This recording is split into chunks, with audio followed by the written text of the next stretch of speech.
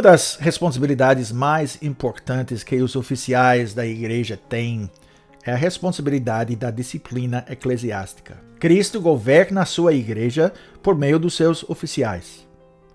A autoridade que os oficiais possuem lhes foi dada por Cristo. E eles servem como os representantes de Cristo nos seus ofícios. Eles têm que, antes de tudo, garantir que a mensagem pura do Evangelho está sendo pregada. Essa é a primeira chave, a chave da qual ouvimos falar na última mensagem. Mas eles também precisam manter a pureza da igreja e garantir que aqueles que vivem em pecado não possam simplesmente continuar como membros da igreja, apesar do fato de que as suas vidas não fornecem qualquer evidência de que sejam cristãos genuínos. Na primeira carta de Paulo aos Coríntios, uma das questões sérias abordadas é a questão da disciplina da igreja. Paulo sabia que um membro da igreja em Corinto estava vivendo em pecado e que nada estava sendo feito a respeito da sua situação. Nessa carta, ele exorta a igreja a exercer a disciplina no caso deste homem. E ele explica que a disciplina deve ser exercida para 3 propósitos. Primeiro de tudo, para a saúde da igreja. Em segundo lugar, para o bem do homem que estava vivendo em pecado. E finalmente, por causa do próprio Evangelho. Então, antes de tudo, a pureza da igreja precisa ser protegida. Quando se permite que o pecado cresça na congregação, esse pecado tem um efeito negativo na igreja como um todo. A podridão, para assim dizer, se espalha. Se o pecado não for resolvido, o pecado se espalhará e a saúde espiritual da congregação vai sofrer um impacto bem negativo. Assim, quando a chave da disciplina eclesiástica é usada para fechar a porta às pessoas que são pecadores impenitentes, o uso dessa chave protege a igreja. Pergunta 85.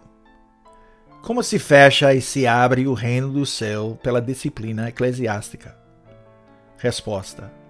De acordo com o mandamento de Cristo, aqueles que se chamam de cristãos, mas que se mostram não cristãos na doutrina ou na vida, devem ser, em primeiro lugar, de modo fraternal, admoestados mais de uma vez.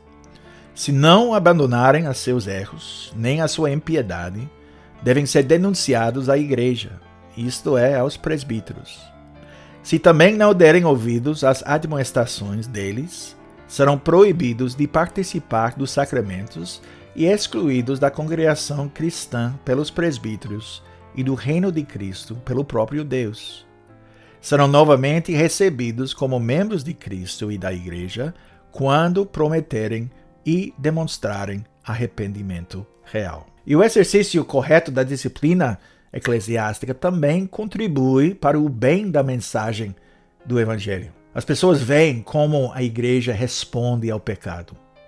E essas pessoas vão julgar a igreja com base no que vêem. Agora, sabemos que muitas pessoas fora da igreja já acreditam que a igreja está cheia de hipócritas. Mas não devemos dar aos incrédulos nenhuma razão real para continuarem a acreditar nisso. Nós devemos mostrar, através do exercício fiel da disciplina eclesiástica, que levamos o pecado a sério. Não importa quão influente ou rico ou respeitado na comunidade um membro da igreja possa ser, ele deve enfrentar a justiça, a disciplina da igreja, se recusar a abandonar seu pecado. Quando a igreja exerce a disciplina dessa forma, essa prática da disciplina eclesiástica vai mostrar que leva a palavra de Deus a sério e que a igreja leva a sério o pecado e também as suas consequências. Mas finalmente a disciplina deve ser exercida por causa da pessoa, da própria pessoa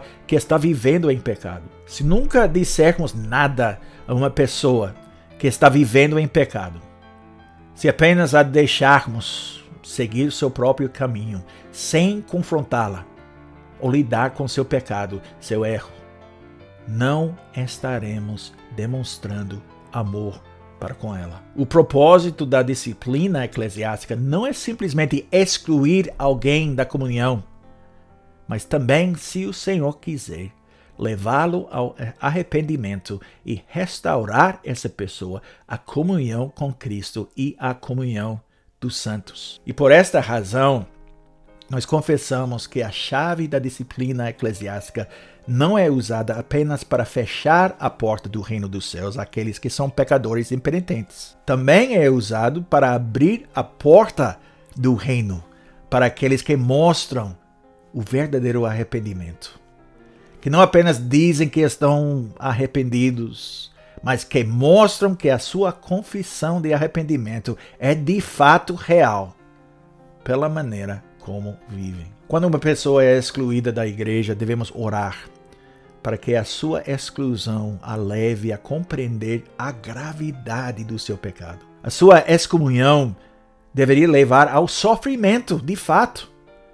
E esse sofrimento deveria ter um resultado positivo na sua vida. Oramos para que o pecador possa ser despertado do seu estupor, da sua falta de sentido, da sua tolice. E se tivermos alguma interação com pessoas que foram excomungadas da igreja, essa interação deverá ter o caráter de um encontro missionário, porque queremos ver os pecadores restaurados à comunhão, para a glória de Deus em primeiro lugar, e também para o benefício do próprio pecador. A disciplina eclesiástica é fundamental para a vida da igreja, mas infelizmente é frequentemente negligenciada. Por quê?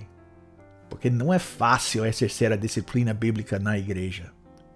Não é fácil desafiar alguém em amor quando uma pessoa está se desviando do caminho da retidão. É mais fácil não dizer nada, não falar, não confrontar ninguém. Mas é ruim para a saúde espiritual da igreja, é ruim para a saúde espiritual da pessoa que está se desviando, e é ruim para o testemunho do evangelho que a igreja deve dar ao mundo. É por isso que confessamos que a disciplina eclesiástica, baseada na Bíblia, é uma das marcas essenciais de uma igreja verdadeira. Porque quando a igreja, através dos seus oficiais, exerce a disciplina eclesiástica, ela está trabalhando em nome de Cristo e por causa do seu reino. Ele confiou essa chave à igreja.